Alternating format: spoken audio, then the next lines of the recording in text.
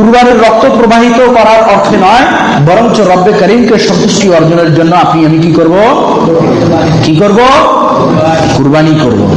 তো আল্লাহ তাবারক তাআলা আপনাকে আমাকে সেই তৌফিক দান করুন। বলি আমিন। আরো জোরে বলি আমিন।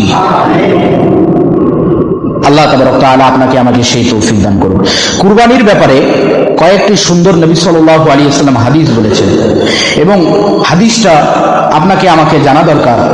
নবী সাল্লাল্লাহু আলাইহি ওয়াসাল্লামের এত সুন্দর হাদিস যে নবী সাল্লাল্লাহু আলাইহি ওয়াসাল্লাম খুব সুন্দরভাবে এই কয়েকটা হাদিস আপনাকে আমাকে মনে রাখা উচিত। নবী সাল্লাল্লাহু আলাইহি ওয়াসাল্লামের তিরমিজির 3 নম্বর খণ্ড 1458 নম্বর হাদিসের মধ্যে আল্লাহ রাসূল সাল্লাল্লাহু আলাইহি ওয়াসাল্লাম উম্মতের জানার অর্থে নবী সাল্লাল্লাহু আলাইহি ওয়াসাল্লাম বলে দিলেন, কুরবানি দাতার কুরবানির পশুর প্রত্যেকটা লোমের পরিবর্তে এক একটা করে নেকি আর নেকি পাওয়া যায়। জোরে বলি সুবহানাল্লাহ।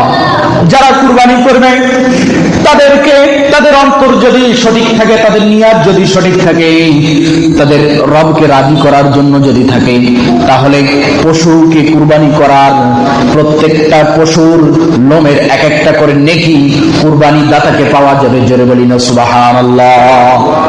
যে একটা নাকি কিয়ামতের দিন কেউ কাউকে দিবে না, বাবা সন্তানকে দিবে না, মা ছেলেকে দিবে না, কেউ কাউকে দিবে না। কিন্তু আপনার আমার নেকি যদি, আপনার আমার নিয়াত যদি সহি থাকে, আপনার আমার যদি নিয়াত যদি রব্বে কারিমকে সন্তুষ্টি অর্জনের থাকে, তাহলে আপনার আমার কুরবানির পশুর, কুরবানি করার পশুর এক একটা লোমের বিনিময়ে এক একটা করে নেকি পাওয়া যাবে। জোরে বলি সুবহানাল্লাহ। তো আপনার আমার সন্তুষ্টি কার থাকবে? কুরবানি করবো যে কার সন্তুষ্টি থাকবে? আল্লাহর থাকবে। এরপরে 2 নম্বরের মধ্যে এসেছে, যে ব্যক্তি খুশি মনে কুরবানি করলো, তাকে ওই পশুকে কুরবানি করার কারণে তাকে জাহান্নামের আগুন থেকে রক্ষা পাওয়া যাবে। জোরে বলি না সুবহানাল্লাহ।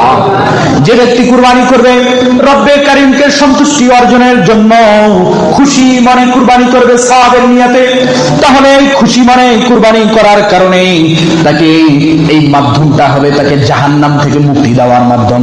জোরে বলি না সুবহানাল্লাহ। এরপরে নবী সাল্লাল্লাহু আলাইহি ওয়াসাল্লাম আপন শাহজাদি হযরতে ফাতেমা জাহরা রাদিয়াল্লাহু তাআলা আনকে বলেন যে যখন তোমার পশু কুরবানি করবে, তখন তুমি তোমার পশু কুরবানি করার সময় কুরবানি করার পশুর সামনে দাঁড়িয়ে থাকবে।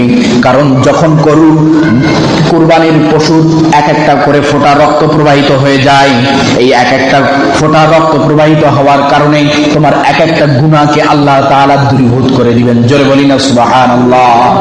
তো আমরা এই হাদিস থেকে জানতে পারলাম, যখন কুরবানি করব, কুরবানি করার সময় পশুর সামনে থাকা, কুরবানি যে ব্যক্তি কুরবানি করে, কুরবানি করার সময় কুরবানির পশুর সামনে থাকার কারণে এক একটা করে গুনাহ আল্লাহ তাবারক তাআলা আপনাকে আমাকে কি করে দিবেন? মাফ করে দিবেন। এরপরে আল্লাহ রাসূল বলেন, যে ব্যক্তি কুরবানি করার সামর্থ্য থাকার পরেও যারা কুরবানি করবে না, তারা যেন আমার ঈদের দিন ঈদগাহের ময়দানে না আসে। কোথায় না আসে? ঈদগাহের ময়দানে যাদের সামর্থ্য আছে থাকা সত্ত্বেও যদি, আল্লাহ রাসূল বলেন, মান কানা লাহু সাআতুন ওয়া লাম ইউদাহ ফালা ইয়াকরাবান্না মুসাল্লানা, যাদের কুরবানি থাকার সামর্থ্য থাকা সত্ত্বেও যারা কুরবানি করে না, তারা যেন ঈদগাহে যেন আমার ঈদগাহে যেন ঈদের নামাজে ঈদগাহেও যেন না যায়।